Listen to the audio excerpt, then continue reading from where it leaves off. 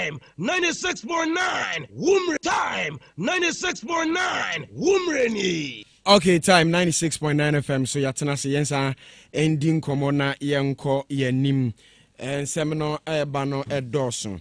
Now President-elect John Dramani Mahama krata bia babontin enche bia na babetudwa Time FM. Yensa ka yede ewa ha. Na transition team na Troy and date is December 18th, right? So anopeya and a krata no babontin. Na preparatory team towards President-elect's anti-corruption drive and on a same 3 dason. Or say as a preparatory measure towards the rollout of His Excellency John Dramani Mahama promise to recover proceeds of corruption and hold persons responsible for such corruption accountable when he assumed office. A team has been set up to receive and gather information from members of the public and other sources on suspected acts of corruption. The team comprises the following individuals: Chairman Honorable Samuel Okujeto Ablakwa, Honorable Mr. Daniel Domlevo, former Auditor General, COP retired Nathan Kofi Buachi, Mr. Martin Pegbu, private legal practitioner, Mr. Raymond Acha, a investigative journalist. Anti-corruption with operations to recover all loot oral as a major air plank form a core part of His Excellency John Dramani Mahama's policy platform in the 2024 campaign, and he intends to hit the ground running on this commitment. Felix Kwacho for spokesperson Mahama transition team signed. Krata Mikai free John Dramani Mahama mampanyina yato aba eyino. Na ono echere se ahoboabo a waye so betimi aboa market ahyehye no watu ase no. Emprempren wode say nipa numi aba abonten se wo mo nhyase ntietie nsɛmfamfiri amanfo ho na afo mo nhwehwem enhu se ampa obi baye aman adwuma bi na sabio ofa akwati kwan bi so efa sika wie bibia yen hwehwem ne yenhwe nti opanyina ono na beda mpanyimfo ya no mrahye badwani o Northton Samuel Okujeto Ablakwa ebiema ka ho bi ankane opanyina no na ye Auditor General Ghana Daniel Domlevo Mr. Kane posi panyini COP retired Nathan Kofi Buachi and Mr. Martin Pebu a private legal practitioner mrani mni a friend lawyer ye and Raymond Acha enso Nsem chunia oye nhwehwemu we mu ne mpanyimfo a omampanyina yato abayi no John Dramani Mahama tumi amom so mbetimi ahwe mpanyimfo atena se ne didi nkomo ne yenko anim na yebre no kwa na ekọ abusua panyini kwa bena me ehim wo hase na afi ne maso usunso ewa hase Maxi machi na bibia ye boko okoyo bibia boko unzo ya yeho adom ade achi ye ekoye ekoye de say subjective ni bizazo ekoye ho ye nwa na mekenye yake bia de se la bibia boko no say no ne honamu de no okay wo na o kan sa ochi obi na buza na ozi bibia bokwa ze ne honamu de no bia ka de enkoye kura ezi ekoye sata ne fo mamre ade ne enkoye ozi ekoye bema especially bema bia nse difficult say bema ebe call for moi so afia ne ho kire ne pa one ne yire wo pa bi are kura bi ha no batun bi kan cha ne yire bi wo ka kire hoyin din bema de enkoye awon kan kire bia nti o so na pa ne buza de ekoye wutumi so wo yare anase honamu botomu ne so ze ekoye to bende ekoye nana de se onde anya bukro ninkonya omukan zembo akonya no se ani dwanam bi wo ho asam ma wa che ma ne de ni a nana ma che na bibia e boko de mejo so me de hie na de yi radiadum apanyine kikan de ze radiadum ya se fie boko de radiadum nyame ase de anya boko no so wono amba akonya nyanam ni ho ose nyanam ni ho na bese nyanam na maso nkomo aye di ni ba bia o de nkomo nyanam no omo ne kwa ko hu aba ombeba no mayidi omo panyi na awi ne de abro nti etutu anoma ho akokire panyi panyi ne atse kasa tuni di etu abo akro di nti nyanam no omo na wati ase on se asem kase ba esina na so yes ba adepa ba de esi chiame so on say discussion na nsem obedwom da da bi we say twadwan kura wo ho ti chiame na abaje defanaso ti giwi a bu okura chiame gi otimi kase we de enu na nanum anim da bi we de da bi a chiame fo no akai wa chiame ho a Oh yes. Okay. Now say over the animal na say be about that animal sina some ko. You are supposed to come with 100 million, not 1,000 now, but we did a champion for a car champion. It was also a coach. Okay. Well, and Commander Dawson. Now, we share report ahodoa. I say finance minister to the aban we are the omu free say omu beja ho akọ. Enti o share the Ghanaian Times and a report about resilient economy a eja ho de akọ na hand over. Maso ma me sha sem fam free ho. Ye beba no so. Ye beba John Dramani Mahama ne anti-corruption, team a was setting up an pay ya no more release all more names in impanyufo mu wo ne dia ba abonten. Ni aba abehwe. But finance minister Nsem working brief na ye brand ko na ye nhwe maximum ntie we say ye je economy ni ho ne dia economy ye je ho no dia ye eye pa resilient nti bibia ya de say koye o hwe ye GDP ye growth rate a kire say bibia koye pa maso ye nchetie for ye je so I think say no me home post no over the social media say finance minister say or handy over one of the can say the good economy to the incoming can say administration. Then you ask yourself, say, if you say so handy over economy, a very good economy ain't been pay the debt. How do you term say economy in that economy is good? Economy yeah man for haircut in those things. So I personally think that maybe let's wait until Wednesday the two transition teams, both the incoming and then the current administration, so say aftermath. After say be maybe they will do most, especially in the NDC side. I'm sure they will come out with a press conference and then give us the details of the Ghanaian economy. Either say what the finance minister is saying, is very true, because we want even outside the box. We won't know say economy now you can't want them. Like I said, economy not going to be paid the debt. So how do you say that economy is very good? So let's wait and then for us to see the nominal figures and say indeed. So what figure now person who be magazine?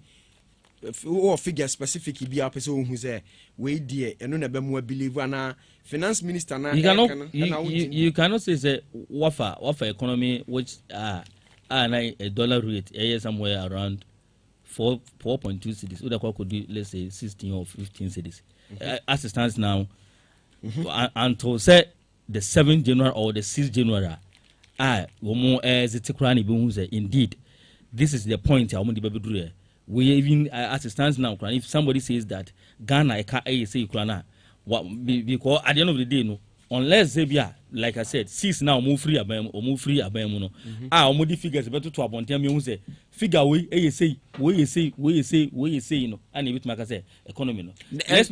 Let's not forget say even the incoming administration is saying on the or can say on the airwaves say the economy no very sick. Now somebody who is wants to can say economy no mudi beja NDC government no.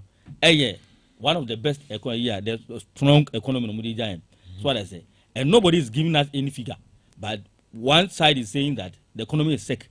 Other side is saying the economy is strong. So I'm just saying there. And to say and I know say NDC the organization transition team no. Before say I'm take it over from the 7th, by all means they will come out with a press conference about the economy, about the state or more Jeffrey MPP for Nsem. If anything to go by there, we will feel John Dramani Mahama economy pound from ABA March, because you are hoping Senkosi Friday at the budget statement back to for January, February, March. Yeah, ni na ya buying your budget. Sure. But must all person who the real growth rate you koyenim, your reserve, you see almost 30 billion reserve currently, and your growth rate in about almost 7.2. Say you. In 2016, in 2020 during COVID, we grew by 2.6%. And I say grew up to December year 20. To us, the growth rate is 7%. 7%. And I'm saying that I can't say most of the times what we're doing is we're always looking at it from the nominal figures. Sometimes you think we say, but it doesn't translate into the economy as every ordinary man will just see it. and say, oh, economy now is. But I'm just saying, say, indeed, they have even about 2-3 weeks to go. So what I say. So 2-3 weeks to go, no. They can give us exact, like I said, on the 6th now, more. That is where you see, say, the growth rate in can indeed, if it is 6 or if it is 7% or if it's 7.2, and then you compare to other factors, you compare to previous years, you compare to maybe I'll take free and maybe I'll do. That is where you can say, indeed, what the economy. But I'm still saying, say, economy, I won't mean to our debt today. How do you say you're living a strong economy? Are you not getting me point in the economy? Also spending with debt in it means now, economy. Now, if you have a robust economy, the economy must pay its debt and those things. But once you cannot pay your debt, you don't say what is a strong economy because what they can. I don't know what they can. I cannot what they no work in terms of say your amount some period to pay. And for you to come out and say what is a strong economy, to me, even though. You may look at it from the figures like ABR, in terms of growth, in terms of exchange rate, above forming in those things, because we must all compare all these things in terms in the interest rate and then other rate. I would say because you cannot just say on economy. You must look at it from the other figures and the economic indicators. Say what indeed what a strong economy. No, and so if you look at it from all indicators, point is indeed. Yeah, I can say the strong economy. You at least even if you don't know anything, it will even translate it to our even the ordinary man our whole street so. So we need to unless they be the income may come and do something otherwise. Maybe but once if you say we just strong economy within the next 2 weeks so we need to it may translate into your wabrabokakra say oh market bia say name bi yati name bi so oh be nam kra won tv go so the Ghana yenti ade so oh yeti ade so cha oh yeti ade so Ghana ade akosoro ya tum no ne oh hane yati so yati so sometimes when you are not in the business field you think say yenti ade so by yeti ade so pa oh okay yeti ade so because even currently oil near the price number form before say about to be cry now maybe wholesale 960 and those by now is around 800 and something. So okay. I did yet so. Okay, so economy Ghana's economy grew 7.2% in the year on the third quarter of July-September 2024. Okay. Now, as at compared to the last year, now 7.0. So what it means is a grow by 2%. Even Maswell can say this growth rate translated into the next year. With their budget eba be ready aka ho no so growth rate ankasa pa maso peso hu no this is John Dramani Mahama ban bibia shaase ansa no hu say we their growth we they are reflecting into your pocket na and na pesa meti ase no wo bottom de na aka na ye de here well for anyone who doesn't understand the 96.9 when you just come and tell me say Ghana you grow by the economy has been able to grow by let's say 10%.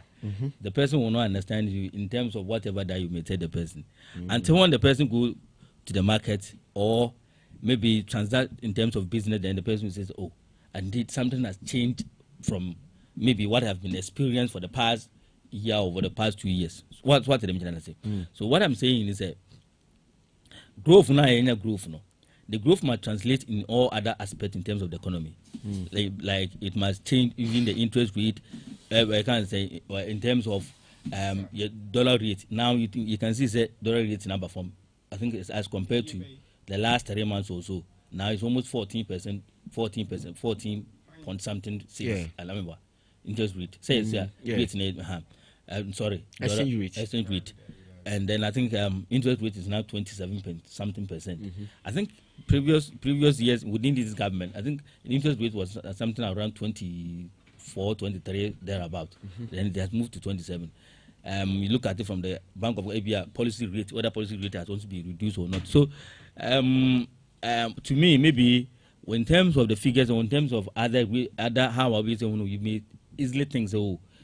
But I'm still on the point that once your economy economy need to mean pay its debt and those things. I mean, I would not say what a strong economy. Maybe there could be indicators. I just say indeed something we are on track. And a lot of things is improving. But to say you are living a strong economy, to me I would doubt it, because once what a strong economy would that your debt almost 700 and something million Ghana cedis. Would that would that what grew, but still you are trailing by. We can say in the next coming years, having never been to your debt in those things now. So let's wait and see there. I'm just saying that let's wait until the season now will be done. Then the two sides will come out with I'm sure, very sure that the two sides now will come out to the press conference and say indeed these are the nominal figures. Young said yeah, our abino, Time 96.9 strong economy and saying strong economy. So let's wait until the 6th or the 7th now. Whoever comes in, what is the NDC government coming in? By all means, once they almost take him until now, they will give us the real figures as for somebody to see that indeed these are the figures here. Yeah, I just say economy no improve and as the economy very okay strong. Thank you very much. Maso meba ho biem na afi no ya ba beto aso me nko ebusua panyin na yenti on that your growth rate is 7.2 ye niema hodo pi na na che say yes ekoye ba maso say just reflect e wo ni bottom ansa no no na hu nana ebie ma chi bie me Mejoso akra mami ntie we o fa ne he na wo wura ne sen me fan said the mukutamuna. Seriously, when it comes to Africa and our economic figures, physical policies and that stuff, no, me shut down 5% me de be juma. Oko Ghana Statistical Service. I am sure, say that is the reason Finance Minister is saying, say they are living a very strong economy. Yeah. On say before say ubetimi aka say we economy no is strong no. There's one basic factor be so say ugina so. Okay. With regards to say who say GDP ni way nyina ye you know. There's another thing I be yemfa e hwe ho kese pa. Trade surplus. Yeah. So we trade surplus and here very stronger. Then you can say you have a resilient or strong economy. Trade surplus no obi say any day. Any say udwadi a wudi e de kwa amonone ene de wo so didi ba wo man mu no. De na unyam fa so free na wo boka na. Say wo hwe wo exports. Say wo hwe Ghana you trade surplus you will bear $3.9 billion. A year to our advantage. To advantage, what it means is that we share you trade we share Ghana CCA. Ube say yen what it means we are able to export more goods than importing more goods. Yes, what it means that Oba has here third quarter of 2024 no. Yeah, exports amounted to 74.8 billion Ghana cedis. 74.8 billion Ghana cedis. Now, your imports also moved to 70.9 billion Ghana cedis. Now, the difference is about 3.9 billion Ghana cedis. I said dollars, billion Ghana cedis. It means, ye dig ye. Meaning, say, what did them pay some children? Just say Ghana, ye dig ye. Ye dread ye, say, and near my cotton amonone, and near my free amonone the buy, and for swabasso. I am sure this is the reason, but, say, ooh, dija. Emma Faswabasu, Emma Timemufo na the consumer no the end product consumer no or no momono so fadia and now Jana would say. Yeah. Ana strong economy na says resistant economy na wo se waja abma obi ma obi take over no and say. Me mami a oti dua pompo ana say oti soft lagon no. These economic terms no on here am fa nya hwio. say economic indicators near the year Juma, I am not sure Senka Trump baba be dio man penibio. Because US will tell you say the BBA e koyi. But the timem for no there no hunisa. I am not sure say economic indicators near the year Juma. Anka Baumia Belusuma Ira John Dramani Mahama Samba. And another thing I'm who free politicians want to say. No matter how you see what you see yourself say you are doing well in governance. No? Opposition be who say enye papa. Now there NDC bay. Let's give ourselves best 1 month. Sorry, 1 year. Economy no more can say enye no. When opposition starts hitting them back now, they also give credit to themselves, say they are doing well. Yeah. Or the economy is doing well. For the first 3 months they will be blaming the government, the past government. So mama yahwe, or mama yahon chere or mobile GDP nam he fa, trade surplus nam he fa, one in nam he, or making all these economic terms to young lay persons. Near Trima do. Hey, any MPP for Amashi, nay, ya accuse you. Now, after 1 year, I don't think they will conjure any magic, but they will give credit to themselves, say, or Matimia stabilize the economy.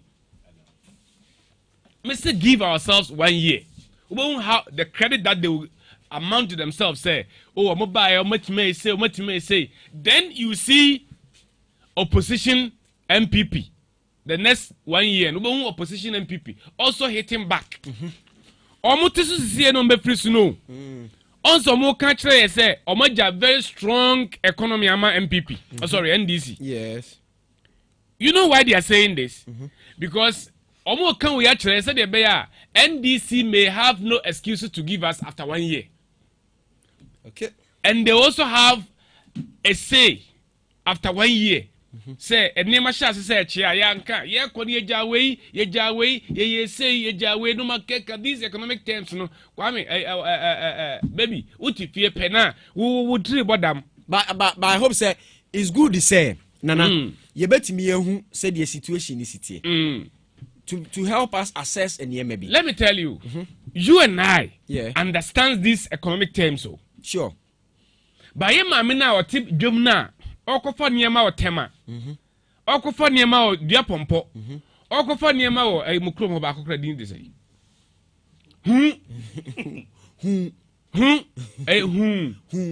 okofo niema o odum to no okofo no masof lagon 96.9 okofo e fe se bibi o mema kofa bidia beton no ono this economic indicators economic factors here ube obosu akire say you need to understand debe no say people of high class understand you but the elite people but nana say ni nso no yes say sa niema we nyina beba because you remember very well say in 2016 then this said say yes omuja Ghana ho na dollar to cedi no 4.2 what you say na inflation say 14%.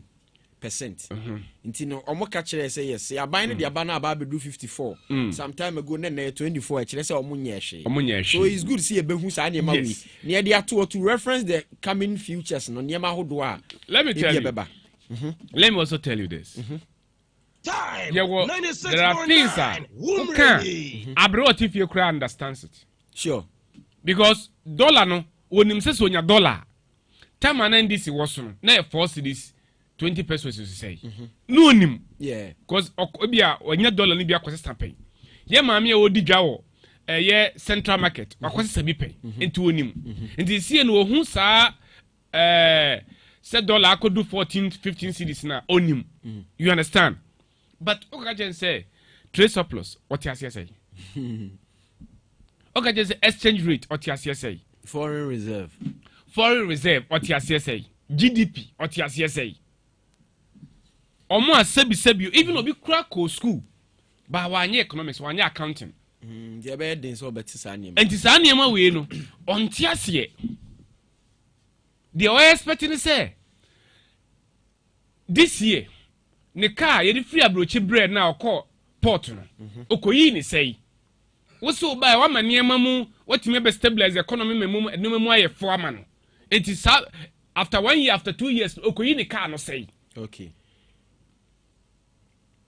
A bag of rice, half bag of rice nation 5 no. 2024, year turn say. Uber 2025-26 December, year turn say. Okay. And now what show? You were asking Omazi a question say, Ghana hayateni amaso. And was see it so. How significant? And a meme who say at so. Compared to the increase. Compared to the increment, and I say increase no. Because this year TSC, baby, first, no intimi for dear more than 1 cedi in 2 BB. By 10 cedi crime say obedi to a DM crane anything. And so. What you say? Yeah. Last no be analysis. You say a bag of cocoa, any a bag of cement. First, no to or turn cocoa bag back one. No to be cement bag say. Or say, farmer be no you know what's our analysis. Yeah, but people do that because you see John Mahama time. Now cement 30 cedis. 30 cedis. And to took cocoa bags at time there for 755. Yes, or turn back on a turn bag say. Yes. And or say a bag of cocoa, 3,000 Ghana cedis. 3,001. 3,001. Or they have 3,000 cedis. Or turn back, or turn bag, cement bag, do say.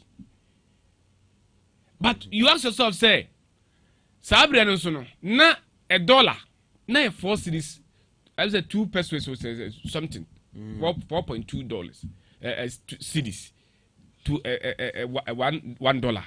But what I say in Sabriano, so now kuta 1 bag of cocoa, not dollars, do send and cabet mienya. And then so turn a bag of cocoa, obenya dollars, do say. And on a queni, and a dreadini, all show. And toast. I saw, even now, my friends say, tin tomatoes, Olunka, I think also Lunka. Amono. Very good. So you go to so long back one. And ni boy say. The next 2 years ni boy ko say. And then me share funny video bi on TikTok. Abrante bi no share this atade kutachi ye. And we ko tom. Yes. Also we tom 1 cedi. Hwan ni 20 pesos. Ya shisha amana ye yinima. Take away bowl no. Ya sha amana ye ma. Baby, any be na Ghana ni ehwehwe. Say if Yera John Dramani Mahama say Obama Ghana for ho atowo mo. Na say Yera Min Adams so say oja a very strong economy to them there. And you be compare after 2 years ni ahwe. Oh, okay. So we can't get proper assessment now.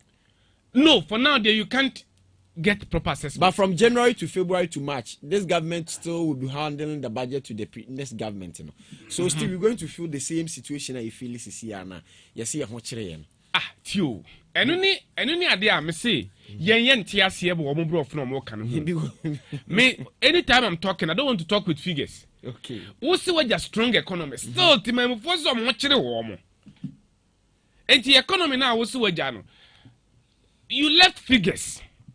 Figures here mfanya hwe. Oh, the figures insu ni ehwe so ni ehu se ne me koyi o. Tio. Figures don't lie o. Tie. Me nana yemfa ne se me kro. Ye ne ebia akro fromfo e wo issues. 96.9 Wumreni. COVID time. Na dunkwaw ene Obuasi adwadifo no e wo issues. Yes. Obuasi adwadifo no ko dunkwa for so mpene. Omo de yare eba ho. Omo de yare eba ho. Ene aba ye MC ho se, omwa ye MC se, "Oh, macho letter come out dunkwa wa MC." Makacha ne se, "Macho very strong letter kwa command tio. Macho very strong letter command." My indicate hwe macho ne se, "O ma be se 50 medidwa de bia." Ndi se ma wie bibia new MC ba makacha ne se me want to make so then you tell me say you have letters, you have figures to show say what a very strong relationship between one Dunka MC. The reality People are suffering. Then you tell me say you have very nice rapport, you left a very strong relationship between you and Dunka MC. And men so figures me, I don't want to rely on figures. The Mahama time now to cement back 30 cedis. Next and can I 30 and now the cocoa bag I call 3,000. Then you tell me, say, what will make it the economy better? No, but how do you expect to say? Sama Mahama time near to cement 30 cedis and they are Antonis. No, Yentimin Tonis. But so we need to understand see improve because even inflation call UK in America crime. I agree. No move will be the assistance. So what does it tell us? I'm coming. But I agree. But what I'm saying is that look at the gap. Just 8 years. 8 years. We moved from 30 cities to 100 Ghana cities. Increment in years. More than 300%. Mama time. Near a bag of rice, say. And near Tony say. Dodo anana amount for the anamen call a maxi hono. Dodo amount for the calculation cement and cocoa bag. Until the empty argument in based on cement and cocoa bag. Wadaroma. Cement net 30 cedis. Okay. It's your fan send a cocoa cry of 480 cedis square to 16 bags. 16 bags. Say for 480 cedis cocoa bag here 480 cedis. Okay. Unya 16 bags of cement. So ton cocoa bag. Okay. Unya 16 bags. 16 bags. In 2016. Okay. And then cement bag back here 100 cedis. 100 cocoa bag back here 3,100. Into 3,100 net meter cement to do say. Now, it meter cement 31. 31. It is all your analysis say. In half say contest I say how do you see that? If free hand that bay never do 3,000. If free hand that bay. If we 475 655 and about do 3,000. Maybe 7 crown a bit no 3,000. If free send a call 3,000. Sabrina, I think 1,003 was to say. Yeah, 1,200 plus. Ne 1,308. Ne 1,308. Okay. Ne I think I remember pa. I'm saying 1,308. Sa 1,308. Sabrina na near top a bag of cement almost 100 Ghana cedis. Oh yes. Yeah, this cocoa season here call 3,000. I'm not saying say. But cement maybe from 2023 to December 2023. Na cement and turn 100 Ghana or Ghana. No 80 plus. 80 plus. 70 80. 70 80. And it depends on the brand. It got to even 94. It depends on the brand. And the no so your case because account. Brand no. Because this one I'm on. Last it go beyond the preference. Yes. Last but difference in almost 85 cities. 85 cities. Okay. Unisem also. Unisem. What you say? I am not saying say MPP haven't done well. They've done well. Oh my idea. Okay. But these economic indicators, these terms, I am unjaika. Now, NDC should also accept. Say, Anya Biano, the government have done well. The government will be take over from him. Why are they? And Yensuye Ban, Yenyai Kasanyeme Juman. That is why you are calling for change. Okay. Now you have the change. So stop talking and do the work. Action. Thank you very much. I'll come back to you now. Ya baba he me ba maso ho but economy na grew and no na o say ya de a mo amose mo church ato na we senke de sa de we beto Facebook na amanfo hu na like won say na kofa trade surplus at the buy the thing say what it means is say in terms of even selling export and import, but what it means is that if you have within domestically, you have been able to trade much more than say any for free amanoni aba. In effect, what is supposed to turn then say I was say in that effect even on the exchange rate for be to say dollar no as what trade surplus a bar. It means that your currency no aba gaining some strength in terms of other foreign currencies. By any I say. This is not the first time I want to say Ghana any trade surplus that. Would go to other government upon government. You see in trade surplus, but still not interest rate and then you can say exchange rate. So can't you differentiate between the surplus and the rate in this idea? Because surplus is reserved somewhere. Trade surplus. No, what I'm telling you is that. But you're going to the exchange rate, the interest rate now. You don't quantify the. No, it's not. I'm not quantifying it. But what I'm trying to say is that we can say trade surplus no. The demand foreign goods, you know. Yeni sikan be benya strength. It is a benya strength. I was say the exchange rate as compared to other foreign nations, no. I was say perform. That is the basic of I can't say a trade surplus because it means that what may trade more within domestic and what may trade more as compared to foreign. So it means that people have been here among the pumping Ghana say the dollars na pumping dollars or money there. I also influence on exchange rate. I also tiso mo bia say me change the dollar ya tiso. Say exchange rate in so better amaso. The can I understand. The can perfect now. Say exchange rate in so better in that now. It depends on how people changing the dollar. Say it tells us here. So be $1 a beba from. Pressure and cost beba from. But say do 20th of every month be I check a dollar rate no. Because I be a per bisika ko fa niam afoforo. Obi a per dollar ntia be kohwe. Eugene the idea be Martin no by their own saying say difference is 3 point something $million. No, billion dollars. No, billion cities. So 3.9. And I'm telling you, sir, because of that, it means that there is more. I can say. You also you see, can hear say it means that the more dollars or Ghana economy. The other thing I enter in it, and I'm not saying say when you done with Mukwa. Every government be what do maybe an trade deficit on few occasions. By any time, be a surplus be still not see the new depreciate to form. I didn't know some ambassador. So it means that there's something wrong. And we are session now. That is the city have never been strong against any currency. See the no one danger. And I see the when I say that it does not mean that the city can overtake the dollar and say and now buy be a dollar and 1 city to 2 cities. But when you see say be a the whole year then maybe a never 17 cities be about maybe a 14 cities. It means a city in whole year then no. Maybe a 14 cities the number 10 cities. It is a city in whole year then. Okay, trade balancing billion city Ghana terminate that Facebook now. Eugene the to now check in 2023 second quarter. So we started first year and chart in 3.1. Now 2023 third quarter is a negative 2.3. So a group I say. I should say 3.1 about negative 2.3. Okay. So you have nothing negative. But Maswa, she wonders 2023 last quarter it grew by 6.1. In 2024 first quarter, and that is the why Fitch in the rating Ghana say yes. The economic outlook in 2024 will be better. So check it first quarter in 2024. Look at the chart 11.5. So we have all this 11.5% as isika. Yeah, they support to your trade balance. What the last quarter is saying? That the first quarter was 11.5 and the last quarter in 2024 and 5.4. So what does it tell you? You say you decline then. So what happened between the third quarter and getting to the last quarter? What happened? No, there's no third quarter here yet. Say third quarter and second quarter 2024.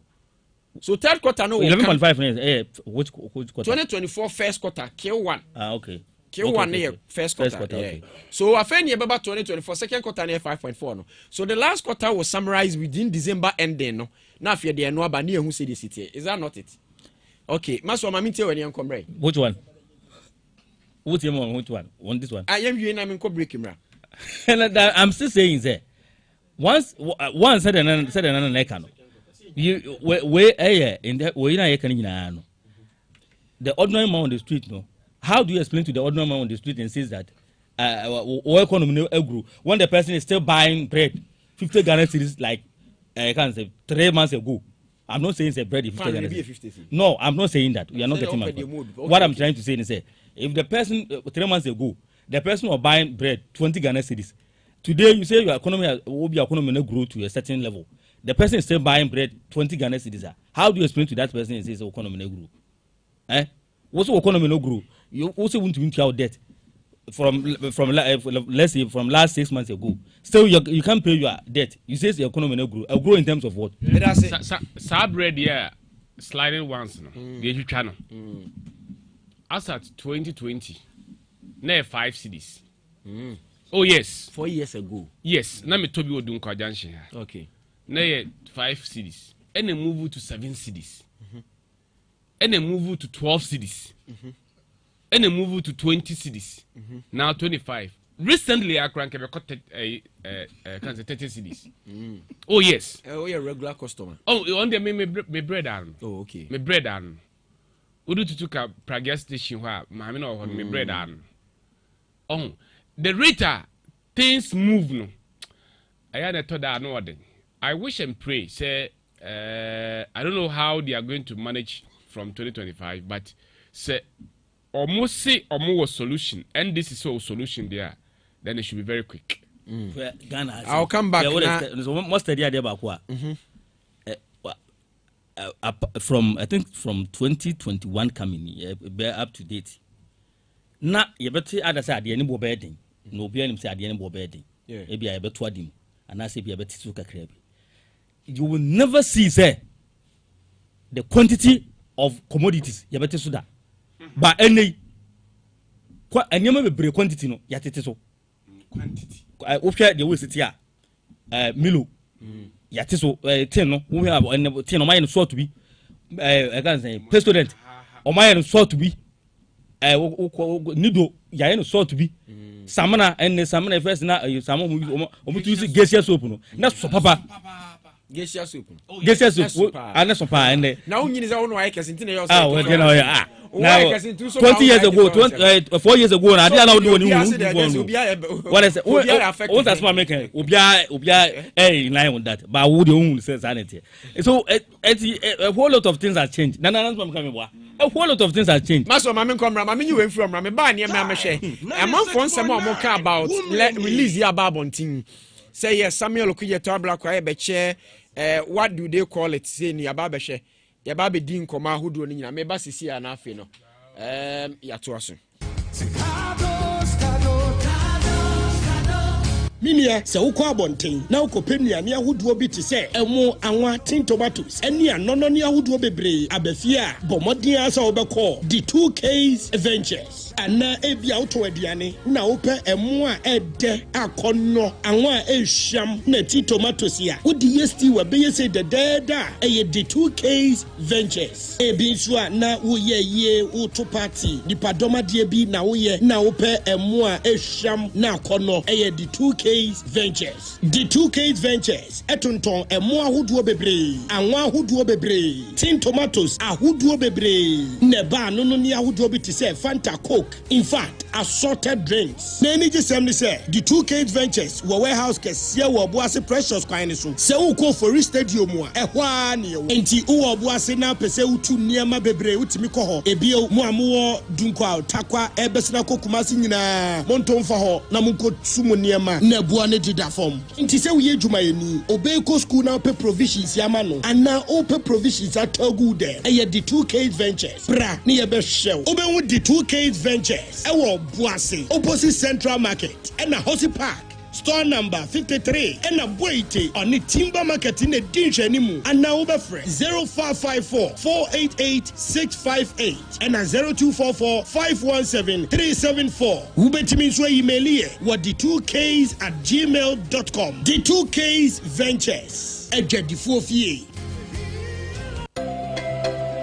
Unia kakaya osin Bra Active Point Dental Clinic Tokro na beda osin ma osin tutuwo Bra Active Point Dental Clinic o safe mfimo enkabone aba wonum ana utwetwe osin ana mojeba Bra Active Point Dental Clinic wate Active Point Dental Clinic ye wa dokutafo a wakwadare wesin ho banbo ho esan tu yare biara eba nimpenum ase kra ye tu sin hyasen twetwere sin braces na open so a kwaya hye ye biemu o man mu ba bia enkran kumase kaswa Obuasi sunyan ne sehwedwena ase ya hye ye bia obekonso no ye wo oral shop a ye tonton eniam ebeboa wa boss ho ban ye adwuma free adwada kosi memeneda anopa no wotwe ekosi enumre no nsia kwasi adanso ye wo ho free wiadu mienu kosi enumre no nsia Friday 0554 571 779 Nafa osenhu ha obia bedaye 0554 571 779 Active Point Dental Clinic ma osinye fitane na siri abribia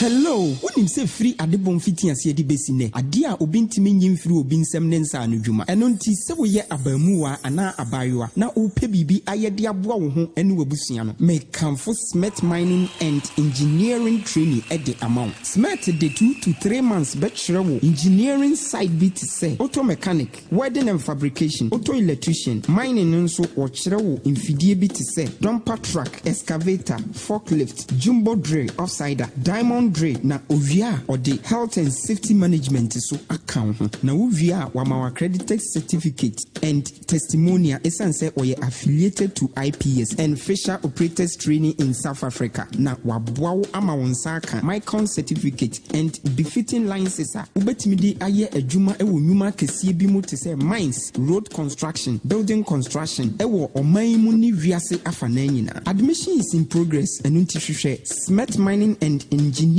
training ekira kwan wo takwa Obuasi ana bebiani wo hostel facilities for all the training centers and from Wahumatrufu edidi sui 0593168855 ana 0543359526. Smart mining and engineering training. Your progress tomorrow begins today.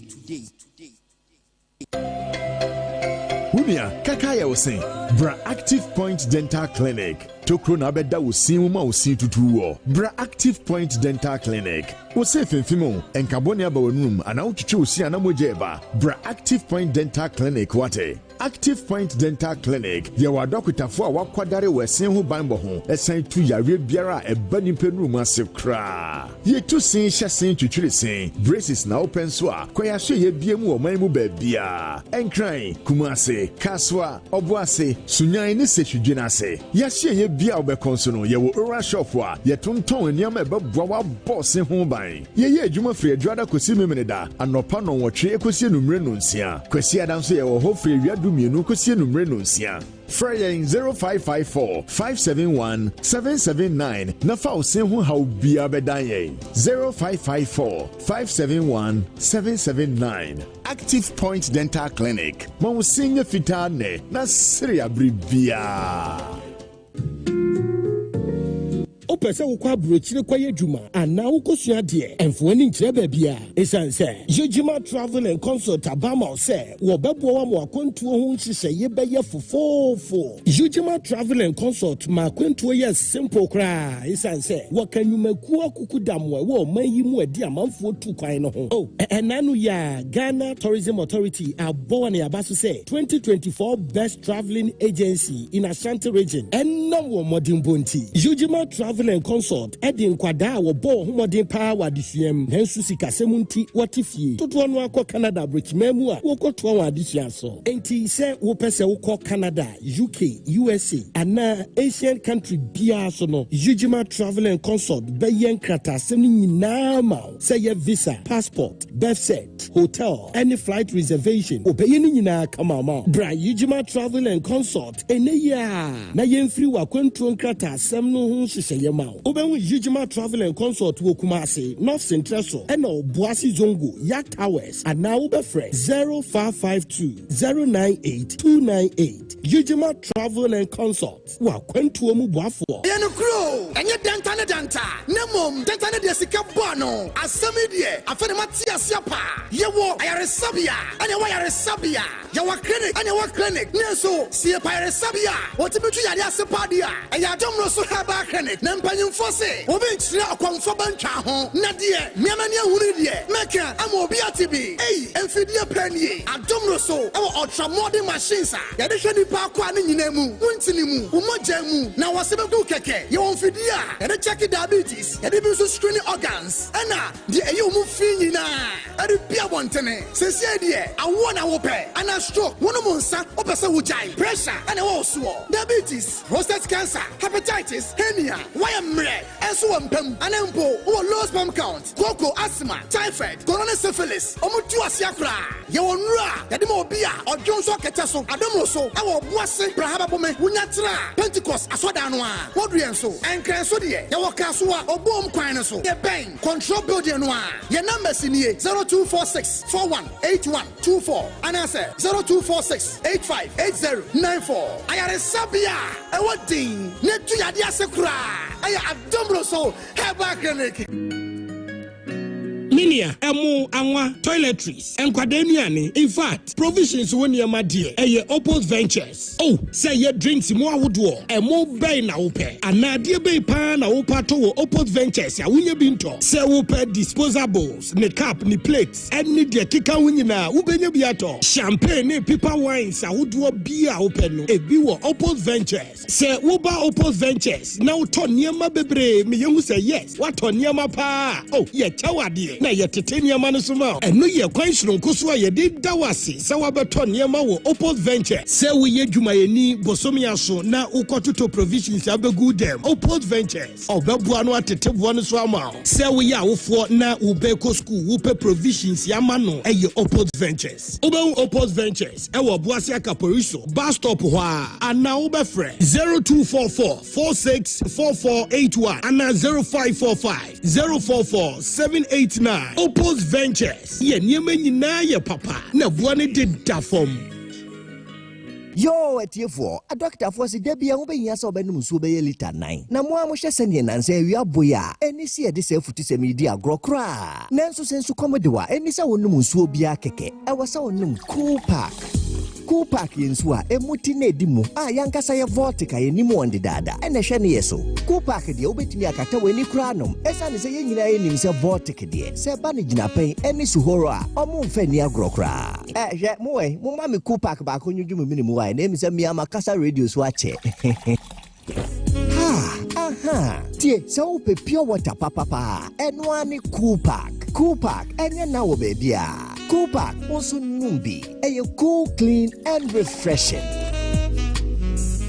Franco Trading Enterprise. Or your buffo say, Mabusiani Franco Abusian Shay, yen sheer how about Hokura say, the chassis kit where be the mobile phone so they are Samsung, iPhone, Infinix, Techno, yen Nokia, no jajai. Says, Abusian, Dodrona, Ababeka. Smart TVs are a chassis free 32 inches, go see 55 inches, Baba more Frana Tenef. I am renew CV series, Nesoka, Neso Tepe family. Franco air conditions, and from a pepe, a chassis free 1.5. 2.0 and a 2.5 horsepower energy saver. Accessories there. P now. Screen protectors, chargers, power banks, Bluetooth earpiece, AirPods. Nidiakani now. Franco Trading Enterprise. Obuasi. Franco Trading Enterprise. Ewo msuta. On the Central Mosque nene buenim share ewo kwa krona so ekon main lorry station. Free 026 35 35 131. Franco Trading Enterprise. Phone papa fee.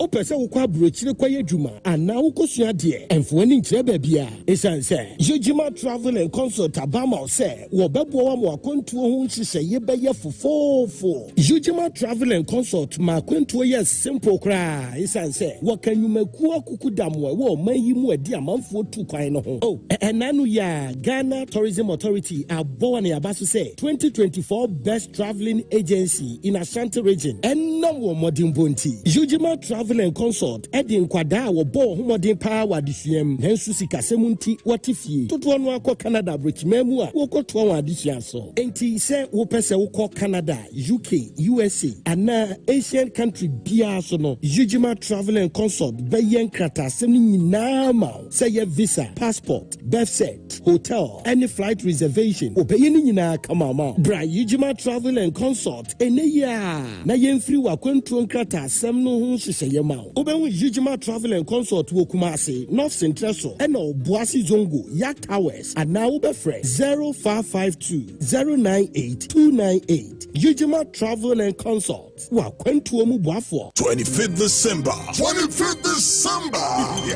Babia Bayedi O Sekro Maya Rediana O Sekro Mehuru Apeti Lodgy Entertainment and Ratchet Park added the biggest show ever to the event of the year wait Nedika Kra I shock you on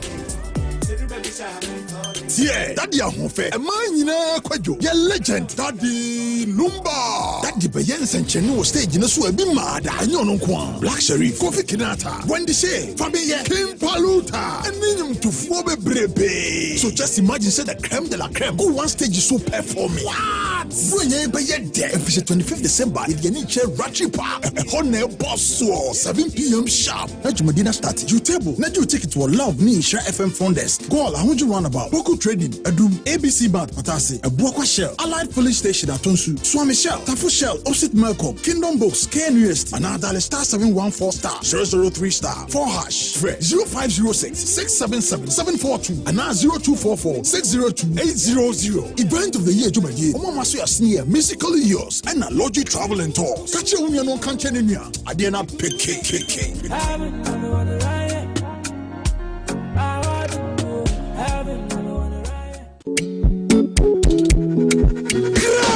Mreye ni biabe se wo si dan na wo se wo si dan ma ne yefe no obi ehu anani chi ho adansi ehu niam be be ma wo dan na yefe eye security doors free take in China say ya paladin and seed doors water closet T&J plumbing materials any tiles wo de beto na from hadie wo be tiles eye branded say ya Twyford Law Tiles any ne keka ho a me kan fo Ejapoma Enterprise e dia ma wo esan se honko a e na obenya biato na ne bo no nso e dafo no nkwa wasanso Ejapoma Electricals for waton electrical wires, switches, breakers, bulbs, holders, ceiling and standing fans, cylinders, cylinder regulators, electric irons, burners, rice cookers, blender, and electrical gadgets bia. Dear Ejapoma Enterprise dance on a sen in Yamano, what to be ton, wasanso tony bako, after baby out beko biano, or waka de beko jow. She shared Ejapoma Tiles, Dunka Junction, one Puma filling station in the Dinshe Nimu, and Ejapoma Electricals, our Hossy Park, store number 21, one Masalachi Kitson in the Dinshe Nimu. Friend was 0247 269 063 and now 0247 268 281. Ejapoma Enterprise, quality and affordability is our home.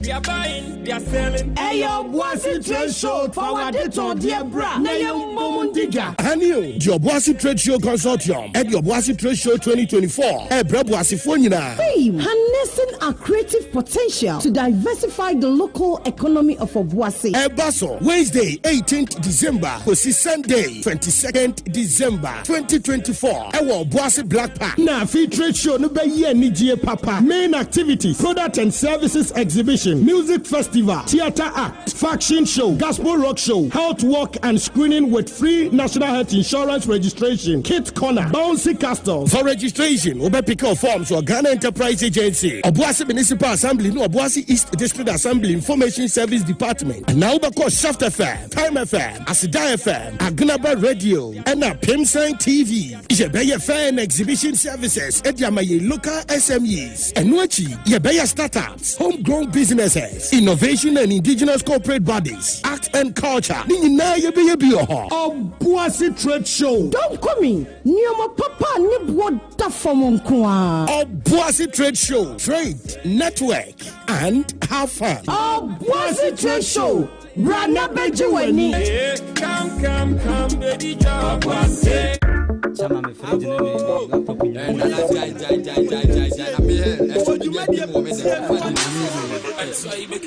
Munyina yatiatiamo Doggies collections na yatiatiamo Sempan kwani ya denam good news na nyenu ya ni yebu wesimaso ta mutuku wude tiemi mi jina kwano wude biemi Dio padi ya kokotoko no yenye na boro na de ekowu Oma prayansi so wa hodo wasansu wo boutique nipa ba akofo seba ne freje ne fan rice cooker heater decoder de ye omo Melabeji TV ba kosibu ho ebi ni fie nti kwala ni nyina edo se wo peba brain shop ne yema outside the painty edem wallpaper sisi ya woma yenya binto enti wa ya akofo fufuo masiaba tensi anu wa mu asia sheda Doggies won wo santo pragia Doggies wo wasi zongo Ufri ETS ekwanyina mu na wo right wo zongo si wo bi wo ho China I don't know cause Susan ho ade aka ye konko ebuwa ne de da fom se ku basanso watete so mom se ku Hey, Usana who I would I who say Usana who I could or shall see a Tony and Monday the Yacht, so advert Timun to the Mudia Fre and 02425 0570558 Messefre and teacher and you.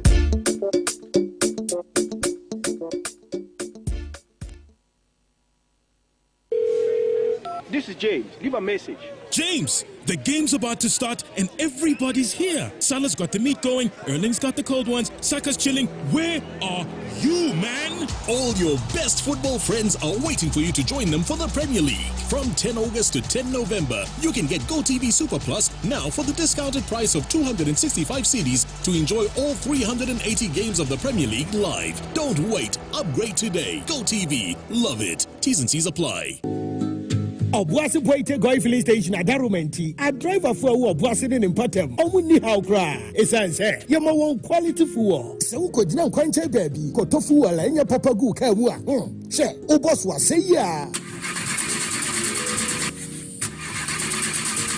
Ebe yechire ubonsa wakad no chinimu uboswa embopa pebi wenu who say tam na sa obo Obuasi Boite Goy filling station ye was super run 95 high grade fuel when ya yediama new cars aba system ni mu share eboma we engine performance ko high eyi fia wodo free we engine nim na ma engine che super run 95 utiaswa una okrono Afe, ye was Super SP and a Diesel SP fuel. And so ho, na ya to ye boase, de nro wodo agumua, a bow engine no bang, a yifia wodo nyina, a free engine him. Ye de yensisi, yen trim from mama, ye bema high quality fuel, anti-trotro drivers, taxi drivers, individuals are muyusu cars. Mumra wa Obuasi Boite Goy filling station. Na mume tomu Super Run 95, and now Super SP, any Diesel SP. E mubia, na mubenya quality fuel. Boite Goy filling station our mato wa enti ubu fu ewie pe wotimi to fa okope anono ne biscuit ne niam awudo pi ubehu Obuasi Boite Goy filling station our Obuasi Boite bus stop wa Boite Goy filling station ye be ma quality fuel Obuasi Ringo 27 December, Obuasi Lake Sports Stadium, a Obuasi Gringo Beaters Carnival, live on stage, Stone Boy. Hey yo, what's up Ghana, what's up Obuasi? Hey, I can't wait to come over there for the Gringo Beaters Carnival happening at the Lenkley Stadium on the 27th of December. Yo, it's gonna be mad. Merry Christmas and Happy New Year to all of you in advance. God bless you. I can't wait to see you. I go by the name Stone Boy.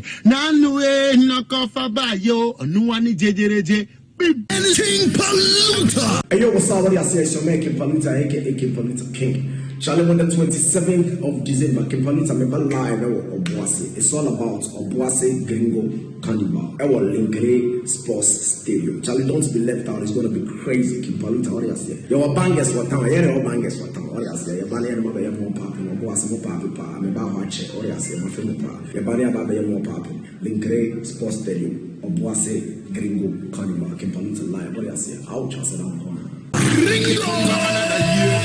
Advance tickets 50 Ghana cities, gate 70 Ghana cities, and your Obuasi Gringo Beaters Carnival.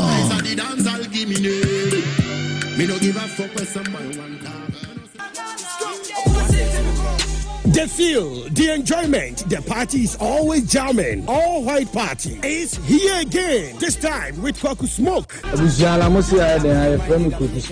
Quick one. Obuasi January 1st, 2025. The name of the all white party. Very crazy.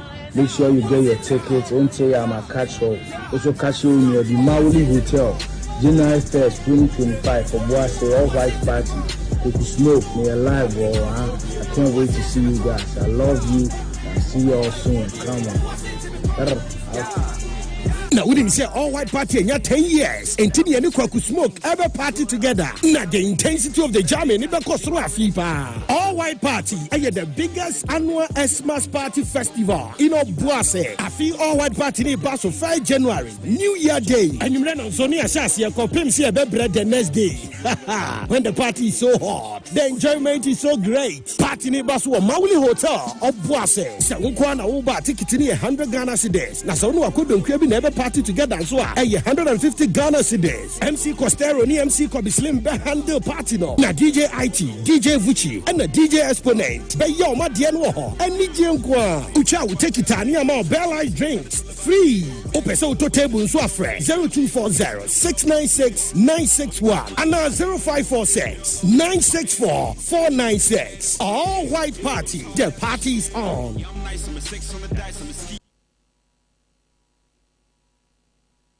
Time 96.9 Wumreni. Okay. Time 96.9 FM so when ye din komo na yenko yanim ma yempes kakakra bimra ye ba na afi no ya ba beto aso ahwe krata aba abonten ene anopa free o ma mpanyina ya to aba ayi no John Dramani Mahama na tena ye ene nsem ahodo a amanfo pina no ekeka edifa ho ye bedi ehon komo na afi ne yetimi ahwe said yes I issue no enso esi etiye. Okay. All right.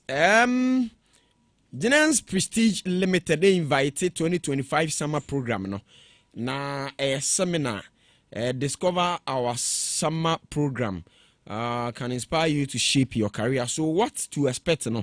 Your program detail need be a curriculum scheduled and activities no. A benefit for your personal growth.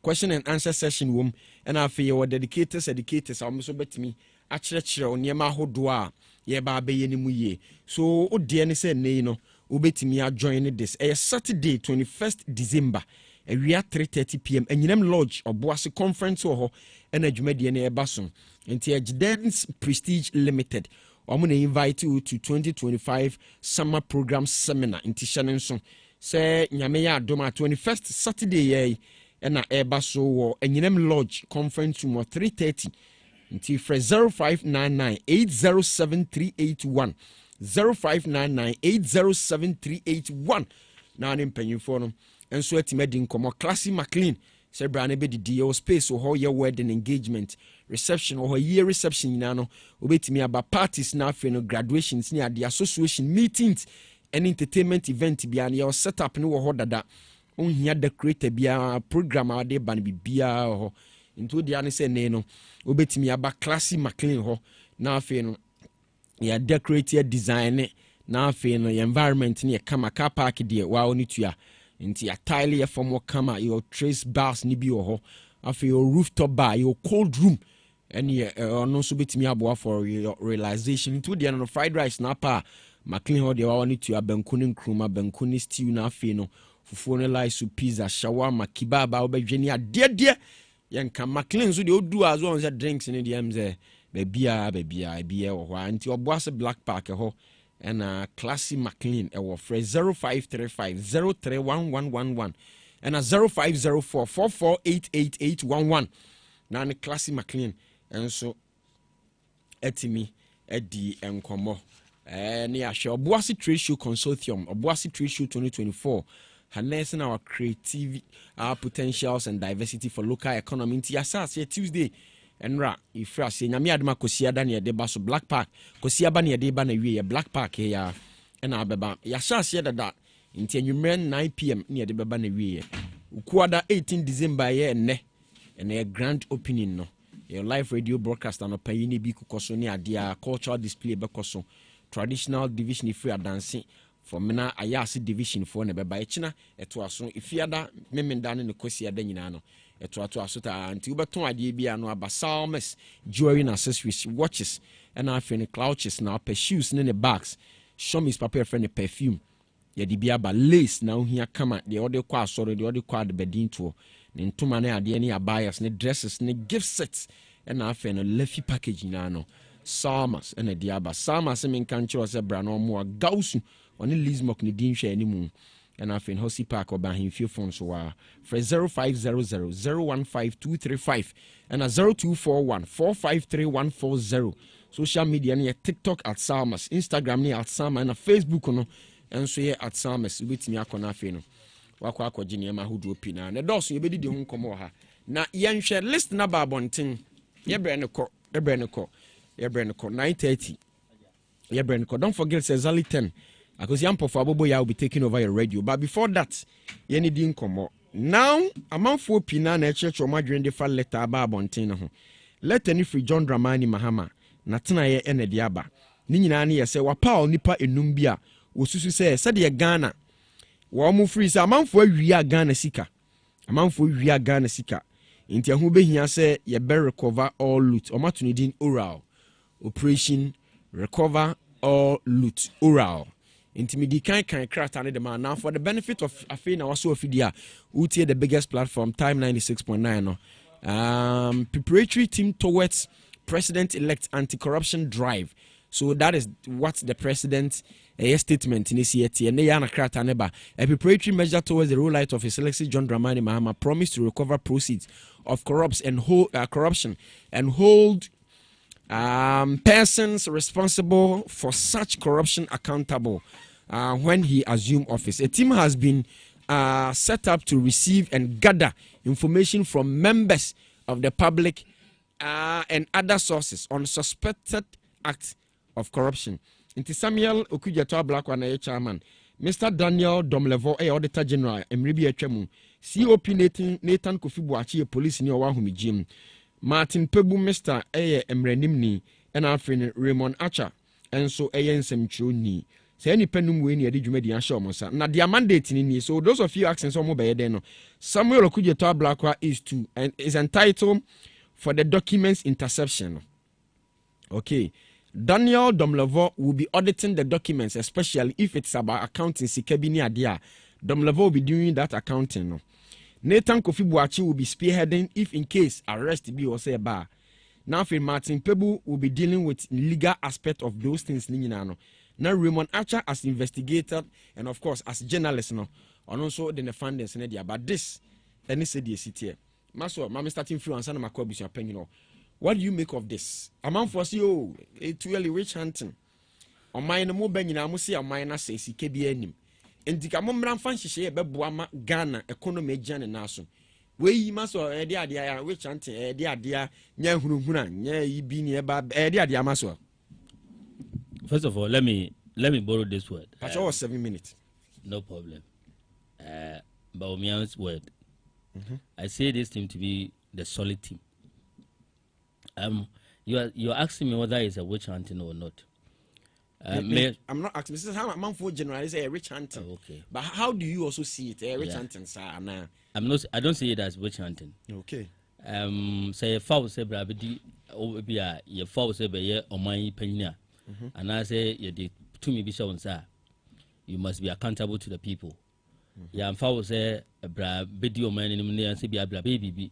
Na fa bo wo ho ne obusuafo nko a ye froze or my moon na why ubaye it means a service to every Ghanaian bia enti say bia wo wakonya wunya ya wudi o man anim no wo de katasise ne prayer bi ya me so say every Ghanaian is interested in those things. Me just say that you have a single Ghanaian who is not interested in about people are interested Ghana resources they ma omo na at the end of the day you know o ma misuse resources no obi or misuse resources bia me so say Ghana ni bia or Ghana bia no has a much interest about whether that person no will be put before court and also will be put before any competent bia. So I think say it's in the right order, and if you look at it, maybe okujoto and a debia in terms of bia documents near the debia bia ba say upo bia. If you look at Domlevo, he's one of the experienced accountants of more Ghana as say. Yeah. And also say you have anybody who says Domlevo in terms of accounting, Domlevo and one of the best. He will be one of the best, if not the main year. He'll be one of the best. Then you all know I can say what do you call it? Kofi. Time 96.9. And when it comes to security issues and those matters, we all know how the whole city in a century now comment and those things we all know. And then Martin Pebu as well. Martin Pebu is one of the best lawyers on my year. And then in St. Jenny, most of the time maybe I see is he will be doing the more of the communication aspect in terms of the committee in so I think that to me in terms of the nature of and I say the strength of this committee in India, everyone has a pedigree in terms of so with me Abon Homodi. It's up to them to see there indeed we ni me to say me be ka dem say bia unia kura na e di o man say ne sana o man sika de man say bi on fanye say ana say bia do no so ko yin say no anko ye da once ya ma tax e so performing tax na wo bia one first kana nya de o ye nde menye so say obi betumi anya eni ayi bia and baby say obi be ka say which hand na say nya which hand no menye so say this team is going to make sure say every appointee be organize nanado be edna koto says that it's never true and yes sounds that but obi as what this can so what I say obi a be within in office no I corruption me who say no. How do you see those things say obi the officer ABB without having any investigations or any accusation? Because you find say maso that's why na meti wona Eugene so mate say maso abra me nya hu ya. How do you deal with those perceptions? Because for now no need concrete information be omo base but you introducing that the personalities in Ukraine. You made mention say Okujato will bring in the documents a man for perceived intercepting yes and that's the heading no and I'm just a man for perceived to be of corrupt practices. What I say, so at the end of the day, once you war you can say you war lawyer woman no in the caliber of Martin Pebu you war the Mlovo and see I don't know you are to say me just say the 2 cities amount say for Koyejuma now the 2 cities na Koyejuma somebody will say there has been in terms of corrupt practices in those things. They will go to the details of whatever they demand and by all means will be a corporate piano. The person will have a fair hearing in terms of the committee. The maso sa nipa we mu nyina no bia adwuma wa ye bia no de osefata so ye. But with Mahama adwene say to recover proceeds of corruption and hold persons responsible for such corruption accountable when resume office. So the information from members of the public and other sources. It is a timamufo na ebe kan kire. So Mrs. say Eugene there. You can so nkoto information from public and other sources. So other sources so what it means is that when it says other sources, I can personally walk to the committee and say nana hime me unsa abide sika bibre be say nana say abide name bibre nana hime anyusu nana hime will be called to the committee and explain what I say and I say what the document initiator of all corrupt and criminal offenses be an obey initiating no prosecuting. So in this case, what will be the work of the Attorney General? Me wa Attorney General Kwana Mrana man who to me. In the president deciding where they bad then on bay. Is it interim and a bay then? And on Kodanchen. What will be the work of the Office of the Special Prosecutor? Say Kisia Jabe Baba Yeden. Kisia Jabe Special Prosecutor, say maybe no. He will be prosecuting. Sa team where I inaugurated we no mabano. And also then no mobile ye. Ebe conflicting and I say the BCACO. Ye getting rid of Kisia Jabea no in ibesie in quote and a yanka and I at the same. Ebusian Pacho Mamiti we. 96.9. Kwame is what you with you baby. Now me pese me terms of reference. Emma this setup.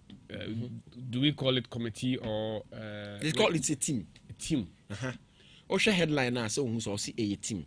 Now headline or say the transition team, the President John Dramani Mahama, also where the preparatory team towards President-elect's anti-corruption drive. Preparatory, which they say, and we no nye part of transition team no, but say obedio mampenina, obabedio mampeni, omu siesi, omu say debe omu ba ubia, ebia this team finds it culpable biano. Will be dealt with. Sana ase me ye hu no. Enti I'm person who terms of reference any date. On say when you see the terms of reference na be ma specific date amode ye. Amode share adwuma ase duration e bra mo be di amode be wie any baby omo wie omo adwuma. Okay. Enti in this case no the mama ye a bit short with my words, I say the title preparatory no. Now she say, "Bia preparatory there. we do primary school, we free preparatory. Yeah. Maybe our job be my penny this team will be scrap off. Certainly, I understand. Yes, you. Maybe a best scrap off, not the team, no, but maybe at the head and the head, you know. Now for the substantive name because at their mom. Share the Office of Special Prosecutor now. The SOP, sorry, the OSP is tasked with investigating specific cases of alleged and suspected corruptions or corruption-related offenses involving public officers and persons who have been entrusted with prominent in Ghana or a foreign country. Obia Ghana niya yade omani to media mano. Am out the edjuma and now Obi Krana Sebi.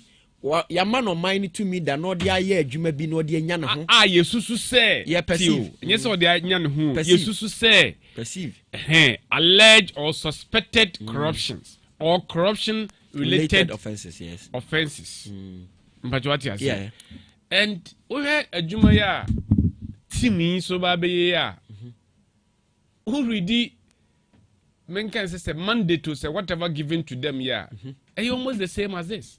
Yeah, Musi oral operation recover all. But this team, this team doesn't have authority to prosecute anybody.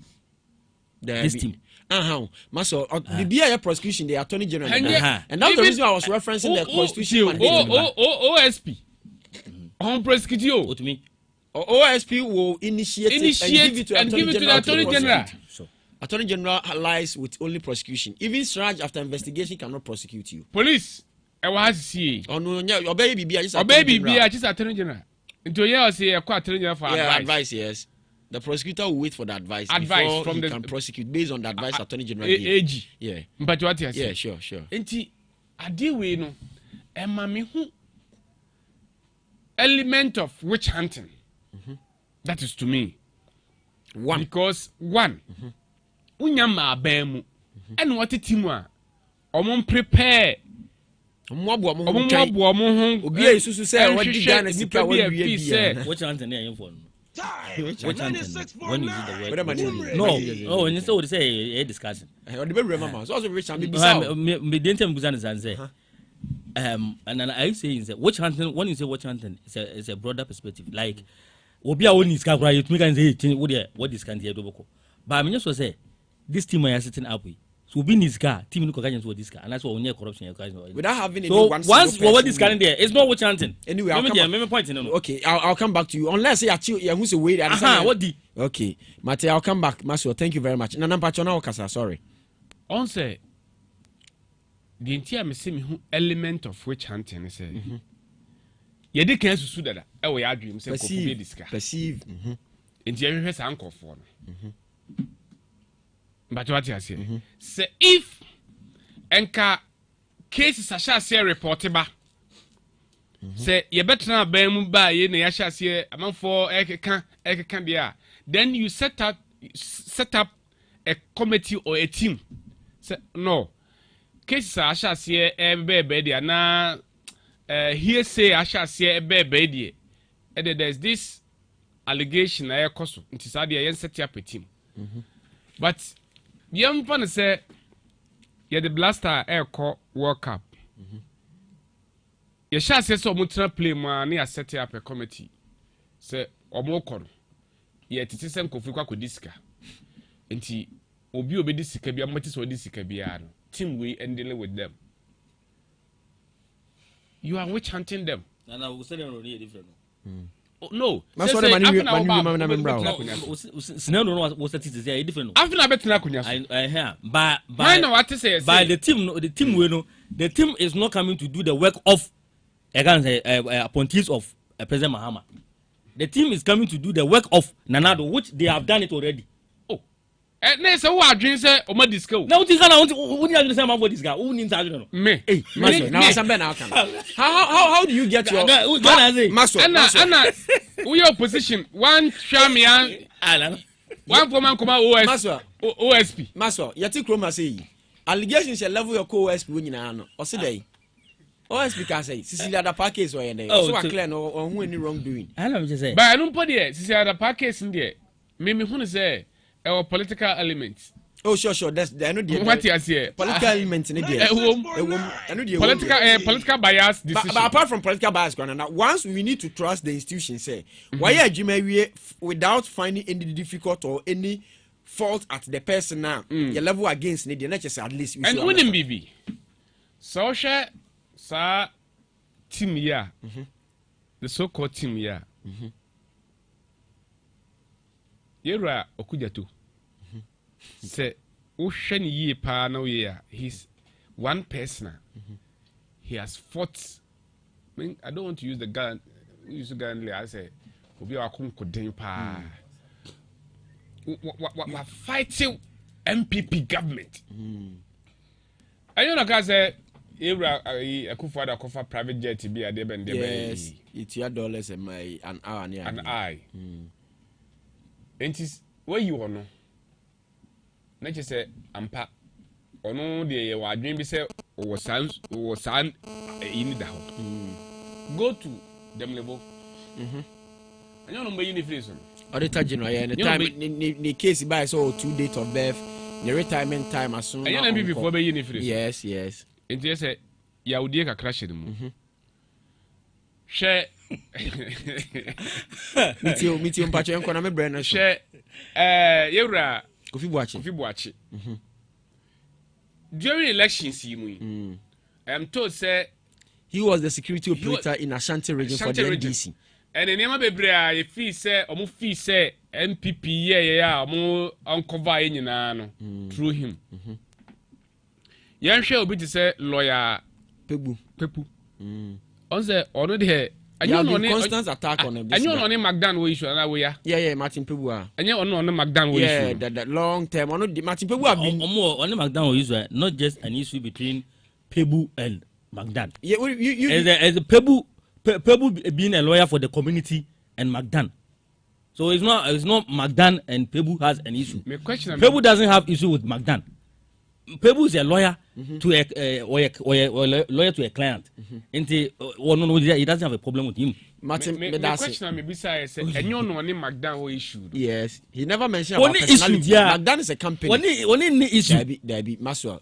And you don't handle case. Even aside the case. No, repeat the same statement. No, Maswell. As I'm now working in the kind difference. Say, and then when they handle Magdan case, you know. No, I say one Magdan what issue no. Yes, and Magdan he never mentioned personality or Magdan your company. I say Magdan your company. And so why? Why am I just say? People as me but you know handle Magdan issue. Me can say people as being in terms of people being. Let me person me identify BB from. Yeah. Yes, Pebu no. Remonacha they say wa onim. Yeah, Remonacha. And this Remonacha is an member no doubt. What you say? In previous times in some of the Kafa Akufo-Addo ho ne ade nyina. So I understand. Enti emami nhyeda ni trust P or team we mu. I say unim krama betimi achewo na what share aboa pa ma na what is akrama ne kwafu. That is how this team is formed. Okay, well, someone sends me a message. Now, my main fan cast Obakaya, and he says, he reads like, also say, good morning, Kojo. I'm enjoying the conversation. Can Masro recall when Samuel Okuyato Ablakwa was an deputy minister, and we find money during a car wash in his car? The money got lost, and the issue got silenced. Do you remember Nanado talk about prosecuting them? Because that time it was a private day, not a working day. So if a member a minister is working in the weekends, that is not part of the day they are supposed to work, and you find anything wrong, it doesn't mean it's a state funds or state resources. We should try to differentiate that. Okay, medase dibinti the message no Maxwell sitting here doesn't have the authority to go and prosecute Okujato. You just talk about prosecution. Do you remember that incident?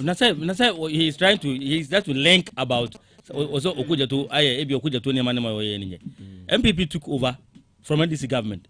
If they have any element of corruption, why didn't come for and let's not forget that these people no more.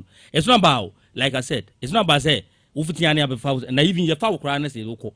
Now if you say they don't have that kind of authority to even prosecute anybody. It is a court that would do that. So even someone would make a crana. Court no crabit maka say admana mo ye no man ni me da say nana sima me na me me see from na ma me chia ma collab from YG ala fa bia YG otie pa woni eye brajo YG okay YG okay and a stone there me couple pa o okay stone ma me feel it yes our case okay woni Seidu ni stone me no there hey stone there just a no stone yes so so a stone so stone good morning and church how many are case for nyina all right mami fa course kakra mra na afi yenhwe de tie 0535860989 yemfrey na afi no yeni din komo. Hello, good morning. Baby face Shamu Tam FM on my good signing. On my good signing. Baby face there, no Kenya name Obojuma. Nyankopon diwechi. Nyankopon tawechi. Baby face. Oh, someone walking. Oh, say you na outside. You say Cecilia Dapa. Why you say? Obi play your friends ambulance in Nsem bebre abahu. And inti answer ubeye bibi. Ama Ghana for ajiwe no. We say uye adia Ghana for nyina beku. Ampese ambulance papers. Yen see what say to committee. Nipa na committee na ni ye busa no wa chire se entisa na Ghana for nyina eku. Etisanso a na de u say bi yo. Enu na ba ma Ghana for ajiwe di. Ye won yeba bebre wo ha ye kikati a MPP tama omo abem. Na ndewa ba na sansem ni nyina ye huhu nsentwerani a unnim se Ghana for ndi wundi eni nti sa commission na NDC for asset na committee no adi papa obia twen se obeku sa adi ewi because enu na bema obia enya gidie wo Ghana mambuo medamat baba se shamu medase pa yemfo befoforo. Hello, good morning. Okay, 0535860989 yeni din komoni yankwen. Hello, good morning. Good morning, sir. But your first offer. Me patrol. Me patrol. Mahama, ye Ghana for the trying to document about one video. And yet, you show that it's in the year. You're probably not look at us and get in the face. Yeah, document in our bubble. You are crying in our way. It's not on to a bad man. Never back it. Now, I put your job up. I said, I can't. No credit. Well, back out the back to run up 4 years. No one job. Yet, okay. Okay. That's it. We a reference of John Dramani Mahama kind of Jamestown campaign. No? Say, on digitization via Dokunobeba 1 CD. Call me 1 CD again. Hello, good morning. Good morning. Yes, I'm Pacha Frost of free. I'm in the office because I'm free to France. Okay, of our Pacha 80. And the best I mean, sir, I didn't know. Don't reach now. I am working with them. My consistent $1. Let me hear you. I didn't know what say. $1 in the gun came. It's done get me feeding. And I'll be a want to know. On my way, I want to know me. Yes, I know many now. You can dollar no quite Europe area. And raise this, but on my way, dear, dollar no, and raise your much to say, and to me, I will be. On one would be on one wet market, on Mocotigo or Europe, we need to buy an again. So, one day, Codiga, $10,000 for the choir. The next month, no choir, $10,000 and several brochure, and $700,000 now. Because when you increment there's no increment. If you didn't know my way, you pick $1 now, my donor, just a year over you. Huh? And so my uncle saw it, you know. You have to see no man here, my donor, no. And can get see, you know. It's able to two no man here. Oh, my Muma. You are sitting $1, no. A bit stable. Okay. Okay. All right. Hello, good morning. Morning, champion. Yes, I'm Pacho Frost of Free. Champion Yakubu need la haba me. Yakubu me da say radio na be on free kakra me na me ton kan yi why. Yo champion, yada ma say we ejuma pa mboma Ghana man boss na nyina. Yakupon o hira mo. Champion. Oh ma me na o kata no we say say NDC for ne ti to mo. Wo ma na be to mo. Na dokunu su de ye mani mba wan super. Aha, because she say dokunu no say I baby at the first akufo de dia be sino. Ohwa na be wana ka ye se bi nka ho.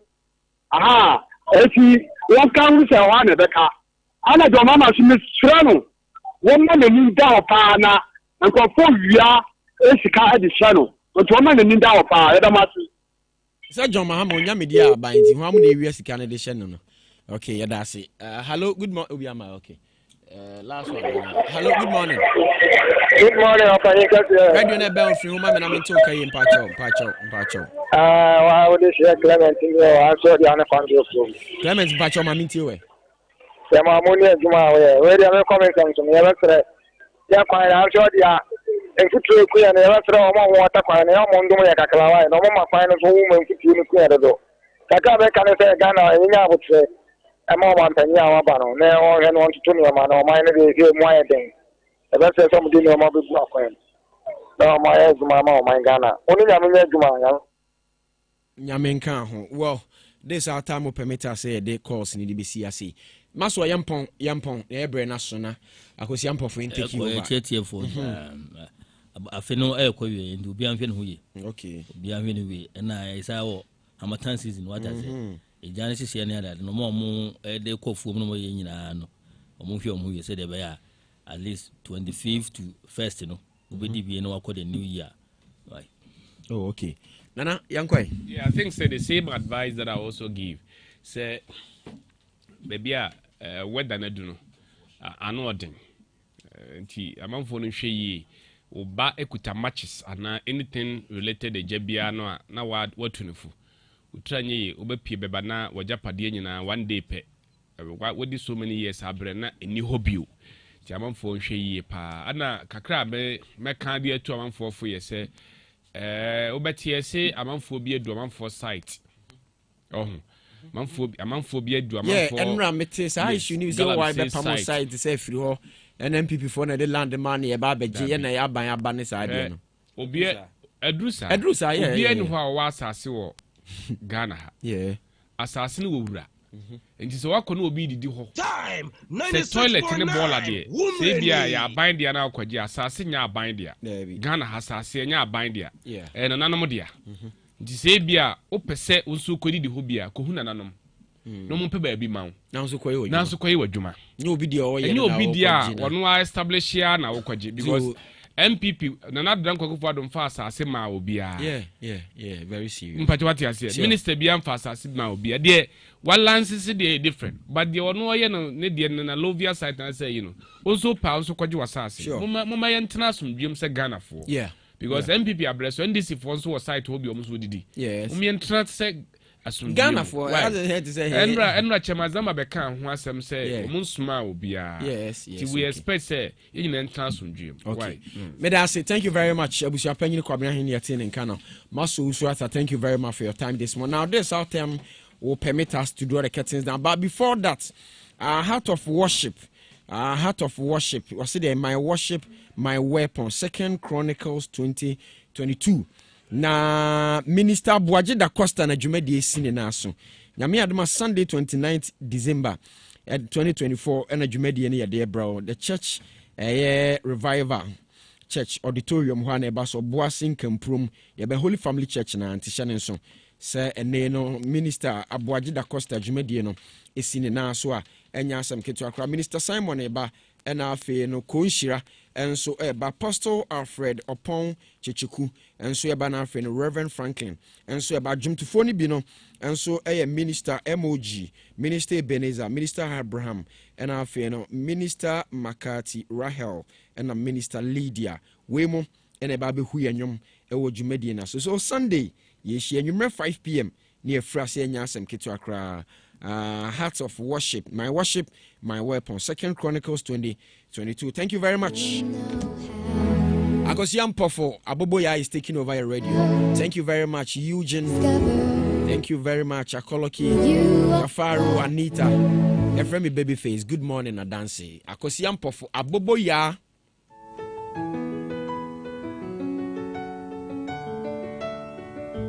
There are times when you might feel aimless. You can't see the places where you belong, but you will find that there is a purpose